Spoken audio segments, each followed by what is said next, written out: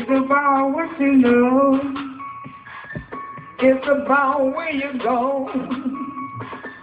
If you really want to know, it's the Leo Larry Show. It's about what you know. It's about where you go. If you really want to know, it's the Leo Larry Show. Hello, once again, my friends, and welcome to the Leo and Larry Show.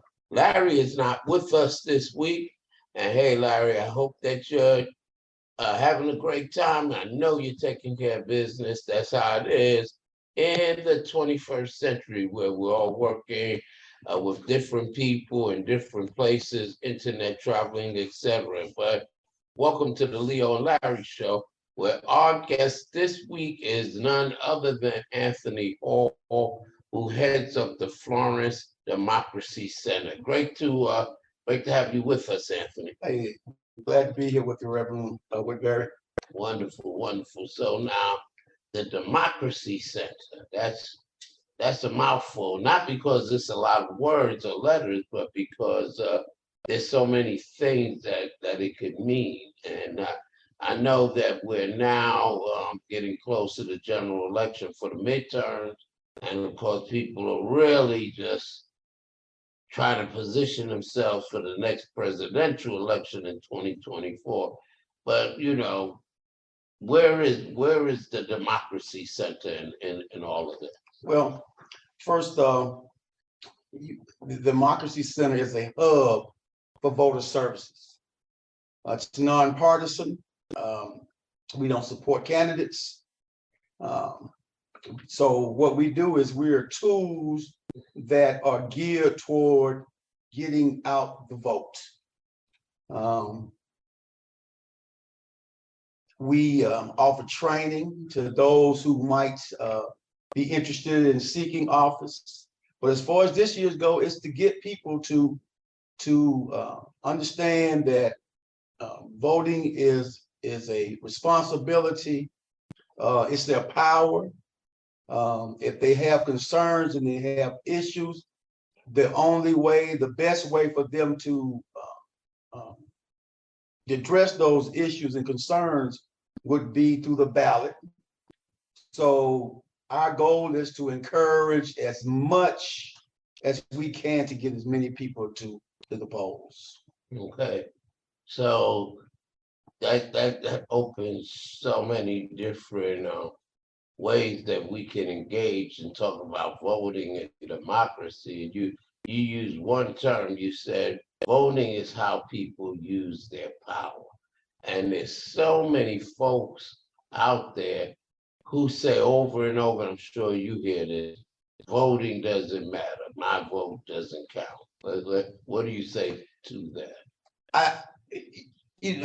I guess in a sense, those people are in denial.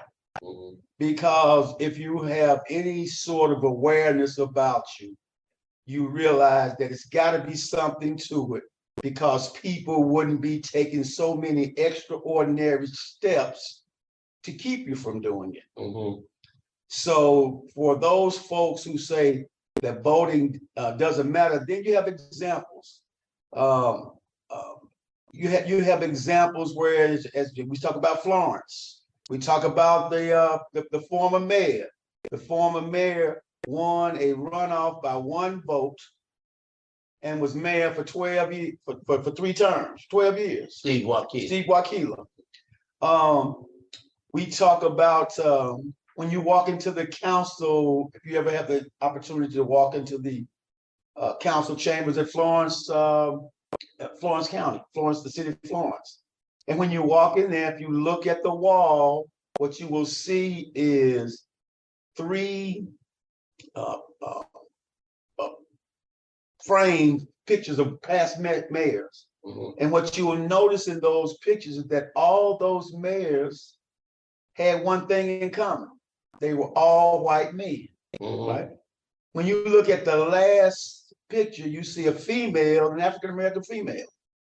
Without voting, you cannot have those kind of changes, right? Right. So there's evidence that voting works, and Mhm. anybody that says it's not really and truly, it doesn't work if you don't participate. Right. And you know, not only for putting candidates in office, but I think a lot of times people fail to realize that there was a time in America where children worked. Mhm. You had children work in factories as young as, 8, 10, 12 years old, until some people in elected office made that illegal. That's what made that illegal. We have, we talk about racial issues, the Emancipation Proclamation, etc., civil rights legislation. If it were not for Franklin Delano Roosevelt in the 1940s, we wouldn't have Social Security today. If it wasn't for, excuse me, Dwight Eisenhower, we wouldn't have a interstate highway system. If it wasn't for Lyndon Johnson and his war on poverty, people wouldn't have EBT cards today. That's right. And so, I don't know, is it a lack of awareness, a lack of a sense of history where people don't realize that the very benefits they have today, unemployment insurance, etc., are simply the result of legislators putting laws and policies in places. And if you had the wrong people in office, you might not have any of those benefits. You might not have any of those benefits today. I always look at voting as something that it allows you to do something for people that you otherwise would not be able to do. I don't have the funds to build a new school. I don't have the funds to put a hospital somewhere. But when we put our votes together, we can get those things done. We can do things for people, like I said, that we would never ever have the opportunity to do. And also, there's this thing about voter referendums. A lot of folks don't realize the reason why we have an educational lottery is because there was a referendum on the ballot and people voted and said, we want to have lottery in South Carolina. And you also, I think you and I were talking once and you were saying that you also can do a referendum to, if you have somebody in office and you feel that they need to be removed, you could do a referendum to have That's right. have them recall, right? Right. I think you know something about that. If not here, then from California. Yeah, from California, the Governor Gray Davis, which was the first time I'd ever heard of it. You vote a guy in, and all of a sudden, matter of fact, it didn't even take as many votes as it got for him to win, that it didn't take for him to remove him. So, and that's one thing that I think that we fail to, as people, understand. Sometimes we elect folks into office and they come by and they make all these promises, and then they get in there and you get jaded. So some people say, oh, they get in there and they don't ever do anything. But the reason they don't ever do anything is because we don't ever hold them accountable for, and we don't ever let them know that we put them in office and we can get them out of office. And we don't necessarily have to wait 2 to 4 years to do it. So basically, you say, as in the case of the governor, he didn't do anything illegal, did he? No. He didn't break the law. No. He didn't do anything that was unethical. Nothing unethical. It's just the people felt like, hey, you're not doing the job. You're not doing the things you promised to do. And so we're not even going to wait till the next election. So that's something that can happen in every state. That can happen in South Carolina. That can happen in South Carolina. Oh, wow. So if I have someone elected in a district, or if there's a council person who's at large, and not only but so basically you said it's a petition. So that means a group of people can get together and just do a petition, say, you know what, Matter of Okay. fact, and I think I want to say, and I hate to give a number, and if I think it right, I think they got 100,000 signatures to start the recall for Gray Davis. You know, Mhm. but that's it. If you get enough signatures, that you can have somebody removed from office. And people need to remember that these offices that they hold, we elect them in there, and they should always remember, we put them there, we can take them out. Oh, wow. Okay. So, we can talk national. Let's talk national for a bit before we talk about Florence and talk about home. Okay. There's a movement, people are calling it. There's a movement going on in this country to suppress the vote. And a lot of people seem to think that voting rights are guaranteed.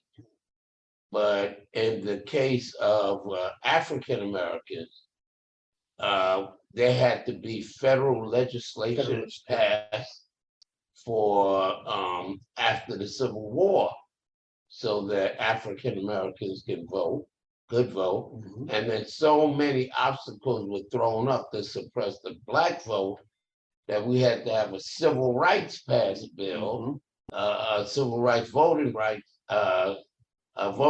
act passed, so to guarantee African Americans the right to vote again. And now a lot of people are saying that those same sorts of obstacles are being put up to suppress people's votes.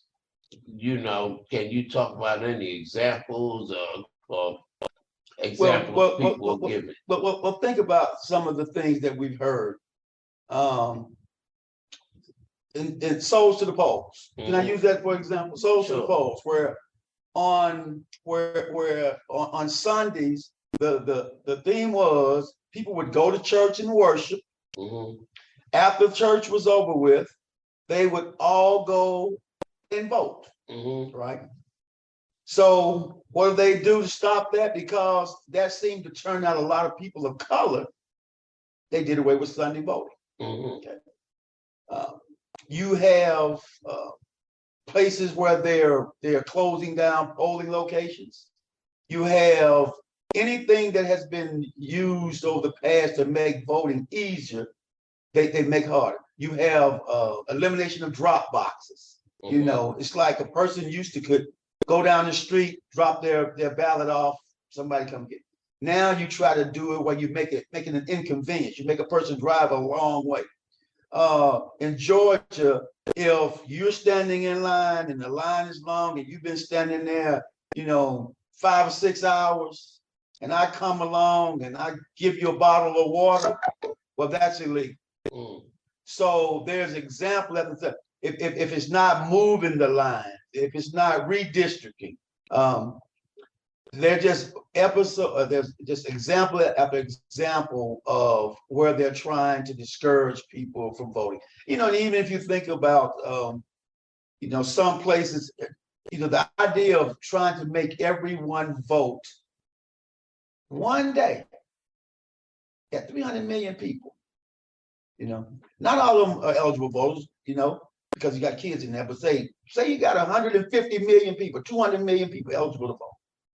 All of them voting on one day. That itself is a deterrent. And it's not a federal holiday. And it's not a federal holiday. So you have people who, if you have to be at work at 8 a.m. or 9 a.m., you have to really scramble to get to the polls when they open at 7. That's right. To get your vote cast before you go to work. Yeah. And then if you're working past the time that the polls close, you might not be able to. You might not be able to get your vote in. Used to be a time you could get your driver's license and register to vote. All these things. There's so many ideas and so many things out there that they could do to make voting easier. But everything you see is to make it harder and more discouraging. And the average person, a person who has to be in denial to know that people go through all that trouble to make it hard for you to do something. that doesn't matter. Mhm. So if it didn't Yeah, matter, they wouldn't be going they through wouldn't, all, they wouldn't, they go wouldn't to be going leadership. through all that trouble. And I would say that some of this stuff is ridiculous, but going back to the days of segregation, Jim Crow, they would have tests, for example, sure, you can register to vote if you can tell me how many jelly I mean, beans there are in that jar. in that job. Or if you can recite word for word the entire US Yeah. Constitution. And instead of making it harder, I don't, a lot of folks don't realize that in this age of technology, there are countries where people can vote online. Online. So you figure if you can pay for your food at Walmart, if you can do your banking online, if you can do applications to buy properties and homes and all of that, surely in this great democracy of ours, which is one of the leading countries when it comes to technology, surely you should be able to cast one vote. If you can identify a person, if you can identify that they are in fact who they say they are, when you go to the airport and show your photo ID or your passport, then surely they can validate who you are and let you cast your vote online. So I think a lot of that is, don't you, about educating Yes. people in the community. It goes back to, when you think about it, it goes back to voting. It's like one of those things, whereas the consistent voter is the one who's making all the calls, right? So, think about it. As they say, voting sometimes is like a church. You have a church and you got 20% of your members are keeping your church afloat. In this country, most places you look around, you got 20% of the people making the decisions or less for everybody, right? Wow. So I hope folks out there listening, and I hope, not being partisan, I don't care who your representative is or who, we really need to contact our elected officials and have them push for electronic. Do you know what, if we could vote over the internet and do it with and be able to do it with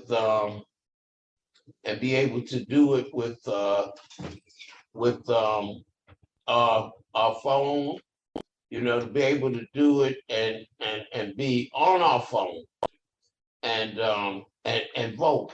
That means that on my job, during lunch, during my breaks, I don't have to run and try to hustle to vote before I go to work. Yeah. Or afterwards. That means if I'm a student, because a lot of young people don't vote on college campuses because, well, it's not a holiday. I have classes.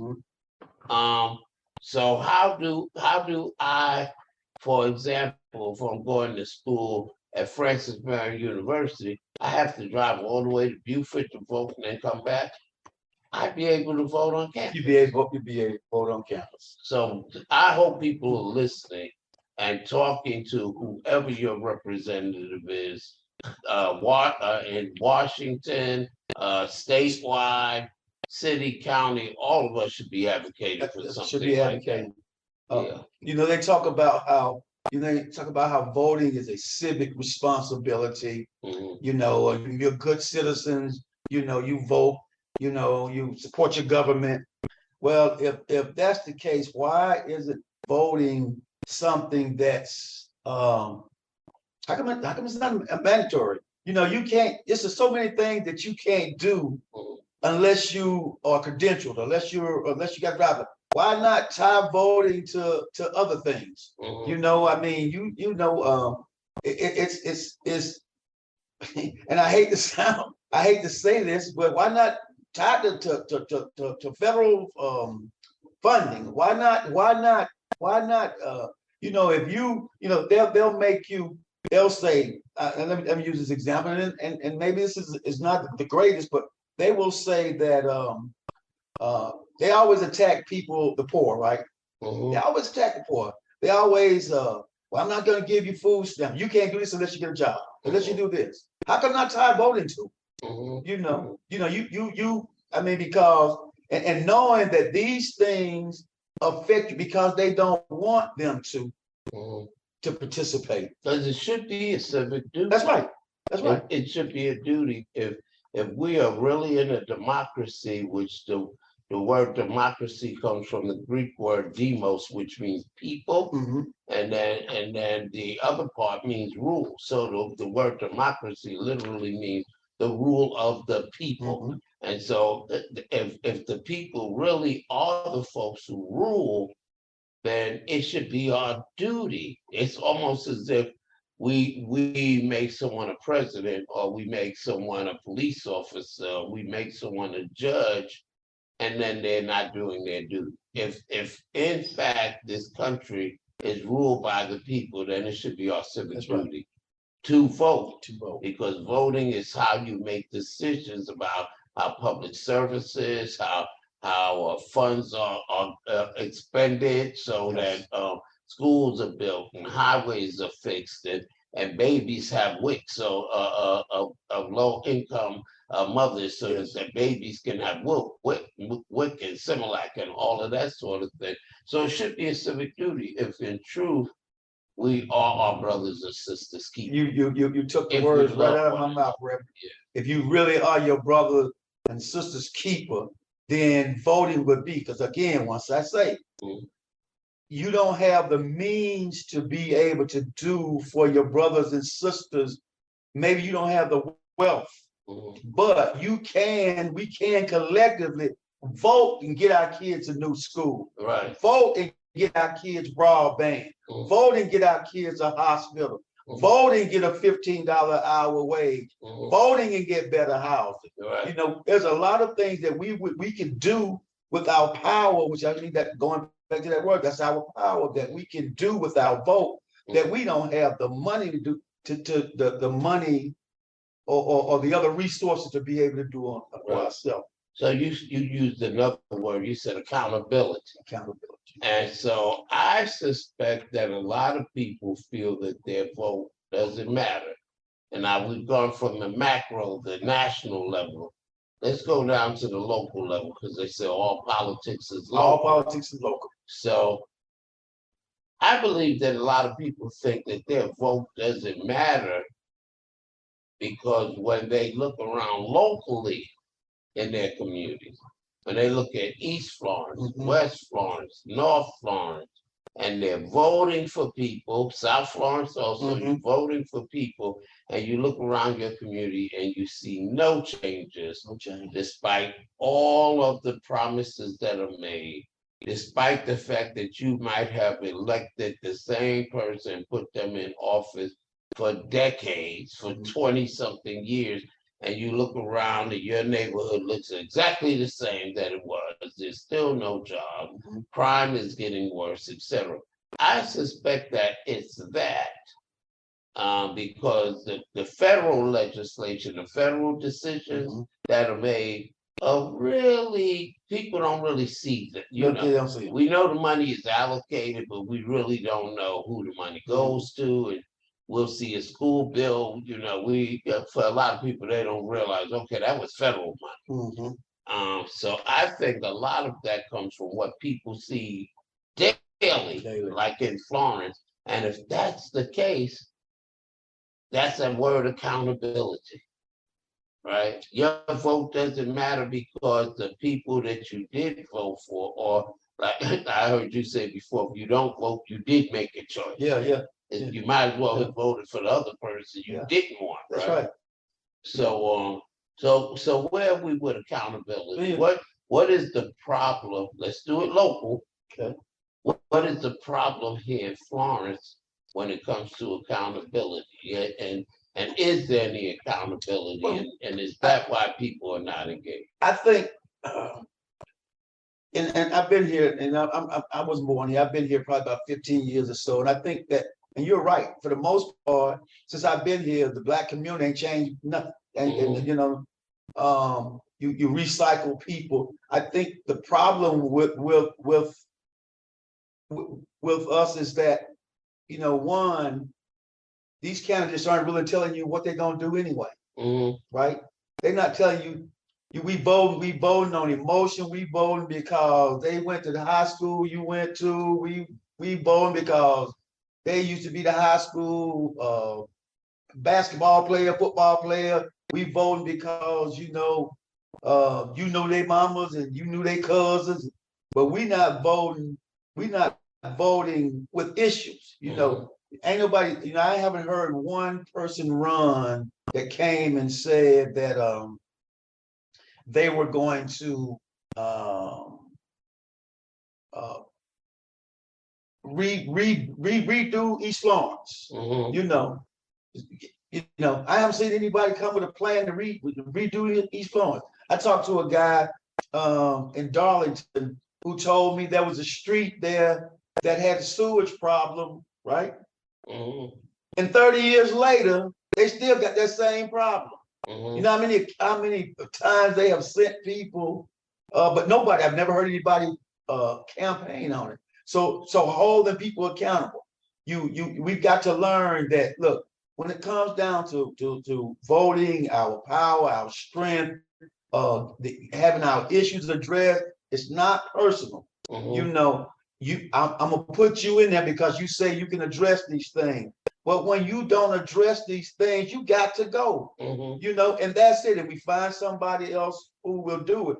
And when we stop letting people sit in office for 15 and 20 years and be reelected 3 and 4 or 5 times, not doing anything for us, people will change. When the first person gets elected, and after we done either got rid of them before the term is up or not reelected them, they'll get the idea that people are not playing, that we're going to hold you accountable. We're going to hold you responsible for what you say. But the first of all is the communities have to know what it is that they want.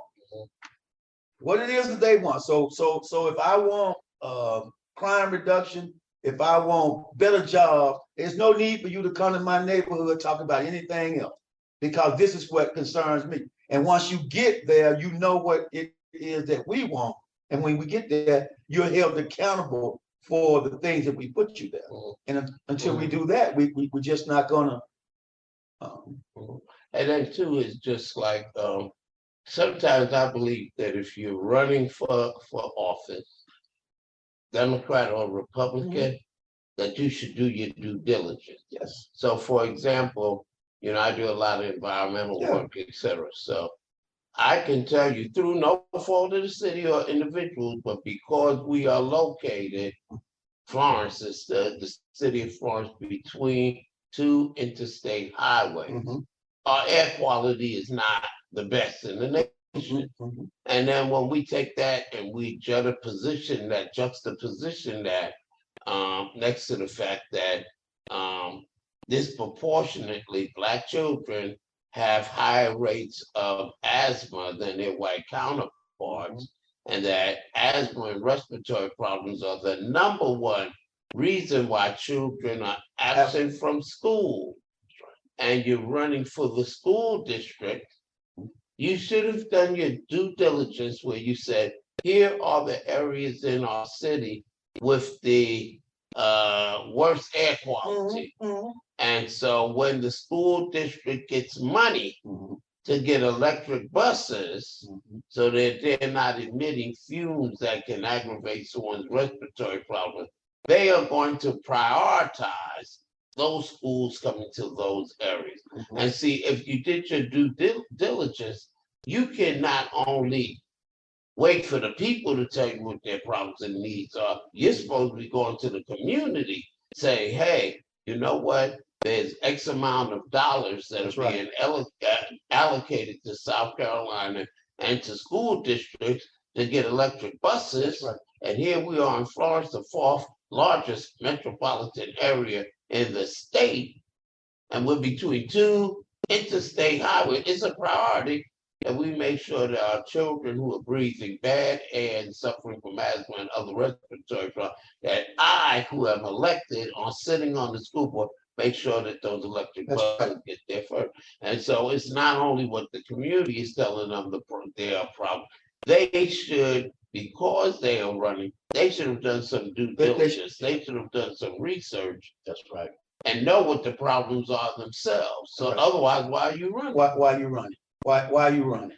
Are you Why are you running to running? serve people? Why you running? You know that if you look around here that one, there's a lack of housing, okay?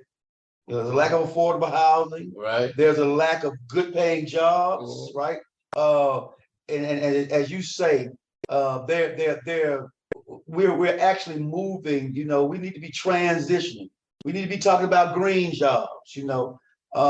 So we need to have people that are on top of these things, and people that are proactive, not reactive, because we always seem to be coming up late or trying to start off short or playing catch up. But so you need to know, but that comes down again to having your issues and knowing what it is that you want, because there's no reason to put somebody, if you are a person like me and you believe that there's a climate crisis, right? If you can see the bad weather, all the storm, if you can see there's no need for me to vote for someone who does not support that position, right?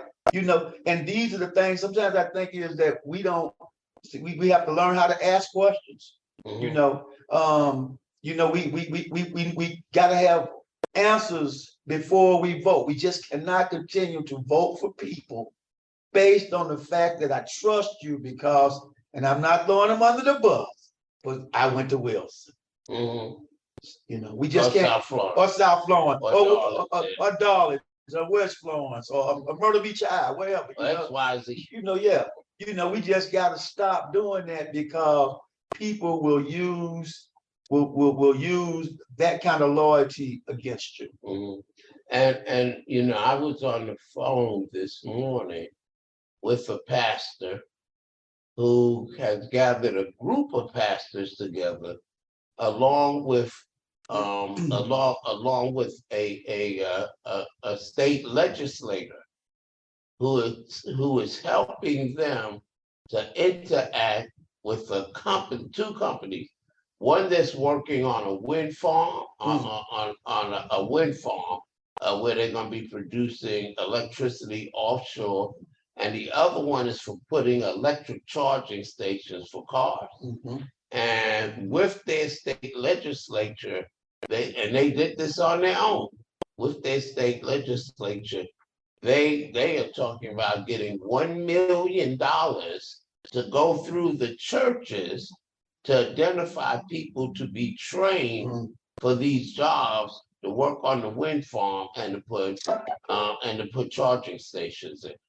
One of the people who led that was a state legislator. And even though that's not a law, they actually got together and were able to, between the electric charging station company, the wind farm company, and the state, to find $1 million, right? And so, you know, it's also a thing of you're in office to make things happen. Yeah, that's right. You're in office to make things. You know, and you're not taking, you know, and you have a great idea when you talk about the churches. I look at you. You know, you have are doing innovative things that most churches don't even think about. You know, you've got solar. You've got you're making your own water. You're growing vegetables. These are the things that, and you're not hiding those things. You put those things out there and let people know that those things can be done, right? So if you were a serious politician and someone is giving you ideas and information, then you would think that they would be sitting down, trying to pick your brain to find out something to run on, or something to do, something to separate Florence from everybody else, because it's wide open. You know, I mean, Florence can be just another, like people like to think a little backwood town in the South, or they can be somebody that's on the cutting edge, on the forefront of something great, right? But to do that, you're going to have, one, people like yourself who are always thinking forward thinking, but you're going to have politicians and on both sides, that are embracing the challenges and changes that are coming. Instead of trying to, we so busy now just trying to pit each other against each other. We're not really worried. They're not really addressing the issues and concerns that are going to affect all of us. Yeah, and they call that public. Thank you too for lifting up what our congregants, and there's not many of us, but we're 2 or 3 and join together, touching and agreement. You could do amazing things.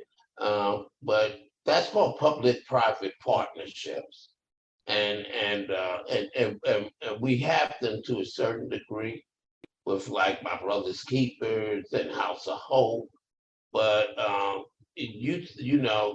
like you said, if you see someone doing something, that's an excellent opportunity. And we're hoping that we'll be able to do some more things here in Florence.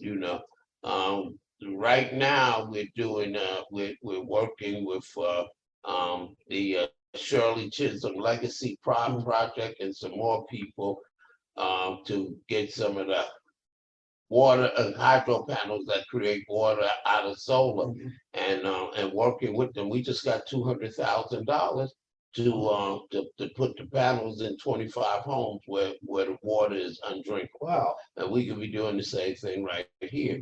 But again, you need leadership that wants to be innovative, that wants to do some new thing, and that is not going to sit back and play politics and say, oh, they work with this candidate, I don't like them, they're on the other side of the aisle. So guess what? I'm not open to doing anything with them at all, even though it can help the very people who put me in office. So it's called public-private partnerships. That's what it's called. And we need to have more of that. So let me ask you this, okay? Because you talked about people not turning out to vote, and I know you have some numbers. We just had some recent elections in East Florence. We had primaries. We had primaries in East Florence for the city council. We had a primary in West Florence for the city council. What's the numbers? I see you got them. How many people voted? And what is it? District 1 and District 2? Okay. And what's the population, or how many registered voters are there? Because one of the things I've been seeing in Florence and a lot of other people is that people aren't turning out to vote. Nowhere near what at the percentile that they should. You're right. One of the things that I've been tracking is we had, and say in Florence, I've been tracking registered voters that have not been participating. So let me give you an example of this. Let's say like in Florence, there was at least 3,880 something voters, right, that haven't participated in 3 elections. Wow. Okay. Then you have another 3,000 that have only voted in 1 of the 3, right? Then you've got another 3,000 that voted in 2 of the 3, and you've got 7,000 that voted in all 3 last elections. And those just the ones that voted. Yeah. That's not even the ones who did bother. Well, these are the people who you got 7,000 who voted, but the other ones that represent people who are registered, but they're not voting every election. They're not voting consistent voters, right? The other thing is you look at these precincts. If you think about it, almost 40,000 people in Florence and 4,000 people vote. That's 10%. Yeah, I mean, So when somebody like somebody says, well, voting doesn't work. No, it doesn't work if you don't vote. If you got 90% of the people not voting in an election, of course it doesn't work. Because your issues are probably not getting addressed. You know what I mean? If you stay at home, as they say, the squeaky wheel gets the order. Squeaky wheel. 200 and something thousand registered Black voters, and we talk about registered voters. We're not talking about people who are not registered. And we're somewhat in a campaign where we focus on voter registration because we always should be doing that. But we know that if we get the registered voters to the polls, we'll accomplish something. But you got 200 and something African American, 200 some thousand African American voters that did not vote, right? Registered, 250,000. yeah, and did not vote. Right? You look at the precincts. You got races around here where there might be 2,000 people in a precinct, and the precinct is reporting, like 150 votes or 200 votes. You look at the it's almost like if you can come up with, which is amazing, that you can find you a consistent 3,000 voters, you could probably win anything, any seat, anywhere around it. And so that's interesting because the voter registration rate has not changed dramatically, has it? No. Okay, so that again, nonpartisan.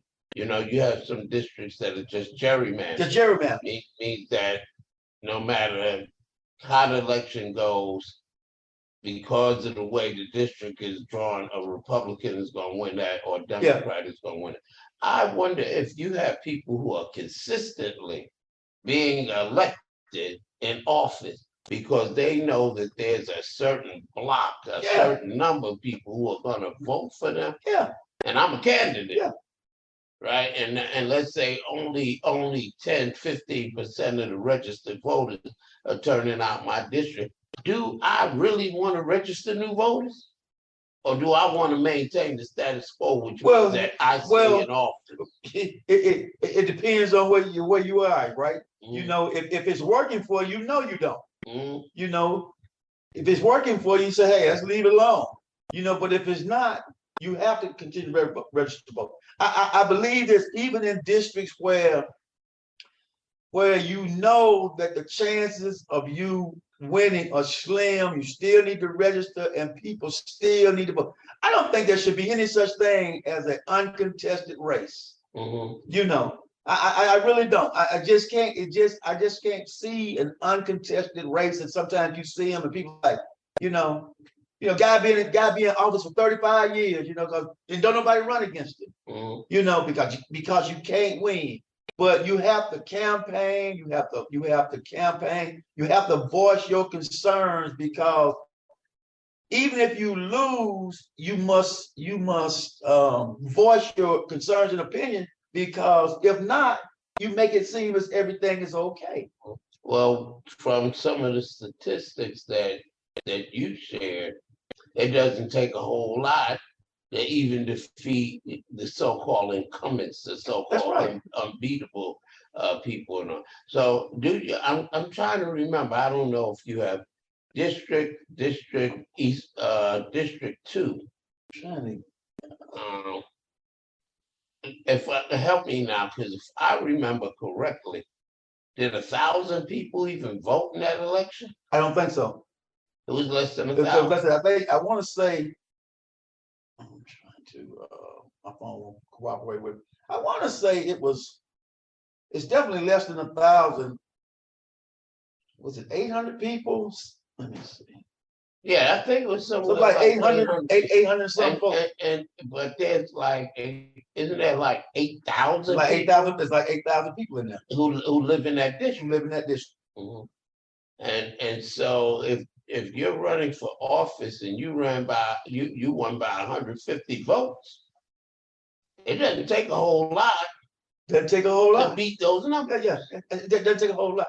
Like I say, So voter engagement, or let me put it this way, the lack of voter engagement is actually causing people to stifle their own voice, their own voice. to consistently limit the introduction of new candidates and new people with new ideas and bringing fresh energy to places because people are not voting. It becomes a self-fulfilling prophecy. Mm, Voting doesn't matter.